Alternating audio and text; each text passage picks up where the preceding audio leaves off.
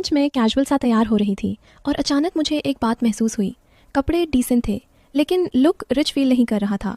और फिर समझ आया, मसला कपड़ों का नहीं था, मसला एक्सेसरीज़ का था। हम अक्सर ये समझते हैं कि ज़्यादा चीज़ें पहन लेने से लुक बेहतर हो जाता है, जबकि असल गेम कम चीज़ें सही चीज़ें होती है।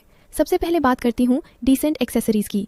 डिसेंट एक्सेसरीज़ वो होती हैं जो पहली नज़र में चमके नहीं लेकिन दूसरी नज़र में नोटिस हो जाती हैं। जैसे बारीक चैन जिसमें छोटा सा पेंडेंट हो, स्टड एयररिंग्स जो कान से लगे हों, सादा सी वॉच जिसका डायल क्लीन हो और बैग जिसमें सिर्फ एक ही टोन हो। ऐसी एक्सेसरीज़ आपके आउटफिट से मुकाबला नहीं करती, आपकी शख्सियत को फ्रेम करती हैं।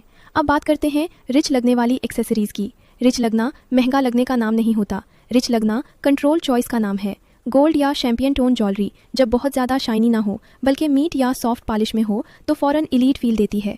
पर्ल्स चाहे वो असली हो या नहीं, अगर साइज़ छोटा हो और शेप क्लीन हो तो लुक बहुत क्लासी हो जाता है। और सबसे अहम रोल, जो एक्सेसरी आवाज़ करे या भारी लगे वो रिच नहीं लगती। अब आती हूँ फिटवेयर पर, जिसे हम अक्सर लाइटली ले लेते हैं। डिसेंट फिटवेयर का मतलब सिर्फ साफ होना नहीं बल्कि मौका के मुताबिक होना होता है।